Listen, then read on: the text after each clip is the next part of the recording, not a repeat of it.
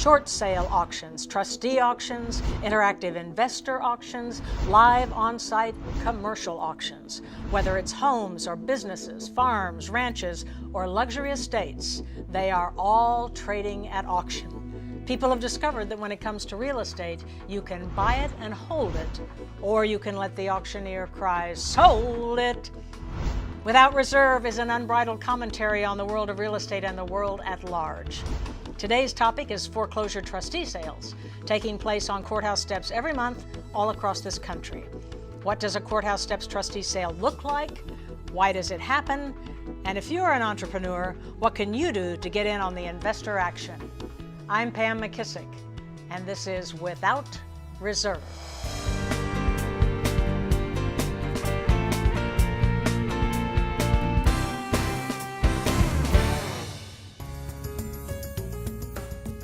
My guest is Elsa Lewis, Executive Vice President of Default Solutions for Williams & Williams, and I might add, the winner of the Most Distinguished Housing Wire's 2013 Most Influential Women in the U.S. Housing Economy. Whoa, Elsa, welcome. Well, thank you, Pam. It's good to be here. That's a huge honor and a big title. Well, yes, it is, and I'm very appreciative and very honored by it. You've been in this industry a long time and you're iconic. Every time I go to a trade show, I mean, it's an entourage of people coming up to you because you know everybody. And tell us a little bit about your background. Well, when you've been around for a while, you do get to know people. So, but thank you. I began in this business in the real estate brokerage business, a real estate agent and a broker eventually. After that, I worked for financial institutions, so ran all of their REO manager. Eventually worked for the FDIC under the RTC. And then, of course, I've been at Williams & Williams for 10 and a half years. So. Now, you also were you were one of the bank auditors or something that moved in during the RTC days to shut the banks down? Well, I was on one of the closing teams. So, on Friday afternoon when a bank was going to be closed and they didn't know it was going to be closed, a team would move in. And on Friday late, we would inventory the bank that weekend. And by Monday morning, it opened under a new name.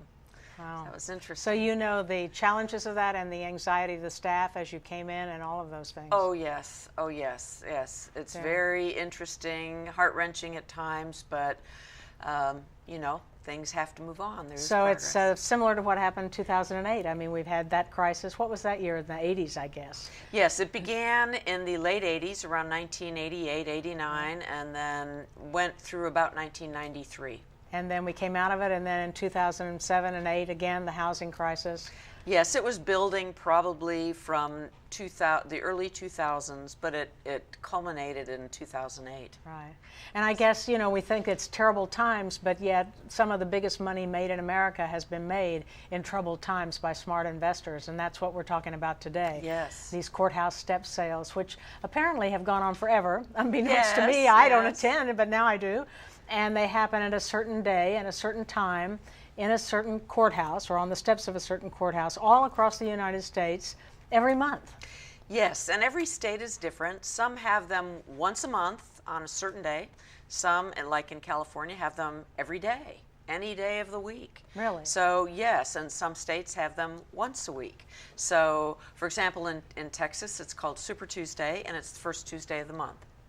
So how do these houses end up on the courthouse steps? Because obviously banks have other properties that are sold on lawns and online and every other way. So why the courthouse steps for these? Well, this is a legal action, of course, and so they certain states demand it's in certain places. In Texas, it's the courthouse steps. But how they get there is obviously a homeowner isn't able to make their payments. So when they're not able to make those payments, the bank has to get that title back to the house. And then turn around and resell it once they become the legal owner again to recoup their investment. And so the homeowner's notified early on, are they not, that they're missed how many payments? Oh, yes. Well, usually if they're even 5 days late, they're going to be notified today. They've become very proactive. Once a property is more than 90 days delinquent, usually 3 payments missed, then it's known as being in delinquency or default. That's very serious. Up until that time, they're being contacted by the financial institution to try to see if they can work something out, maybe some way to get those payments reinstated.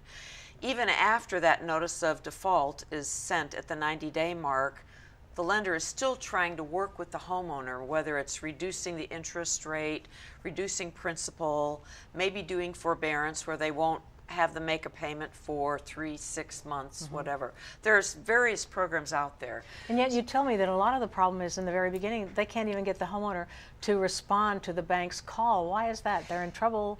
Yes, I think sometimes people are in denial. You know, if you miss a payment, you think, well, you know, I'll save a little more next month and I'll make it up. Right. Once you're one payment behind, it's easier to think, well, I can make that up. Yeah. Maybe I'll get a windfall from something. Maybe I'll go gamble and get it. Maybe someone will give it to me. Yeah. And I think they're really in denial about it during this time. So ultimately, that's the pre-foreclosure period when they do short sales during this time? Yes, during the pre-foreclosure period, short sales very often means, well, it means the short of full payoff. So the lender very often will take short of full payoff if they think it's better for them financially not to hold on to it and try to sell it later and go through the whole foreclosure process. So if I'm late on a payment and I know I can't make it, I'm going to be in worse trouble than I am this month, I get my realtor, my auction company, go to the bank, say I want to do a short sale, I'm short of what I owe you, but I'd rather give you something than nothing. I'm not going to do jingle mail, meaning mail you the keys and just run off. And that's all pre-foreclosure, trying to get it straightened out. Pre-foreclosure, and if you think of it, in a short sale, everybody wins. The homeowner gets the property sold, the lender gets the property sold, the new buyer has a home. Right. So it's a very Win-win-win. positive situation if it can be done. But then if it doesn't get done, Yes. now we're on the courthouse steps. Yes. Now we're in foreclosure. Yes. Okay, and so as we talk about foreclosure, what are the various types of foreclosure? I think there's judicial and non-judicial, is there Correct. not? Depends Well, on the state. All right, well, I want to talk to you about that in just a second. So we're going to talk judicial foreclosure, non-judicial foreclosure, which state has which, does it matter to you, the investor, and if you do purchase a house on the courthouse steps, there happens to be occupants in it who have informed you they're going nowhere, what do you do about that? And Pam McKissick, Without Reserve. Why can't I get in? Well, somebody's probably living there, and prior to that date, it's still owned by the homeowner. It'd be like you owning your home. Somebody just popped in. Somebody pops in. They want to get in your house and see your house.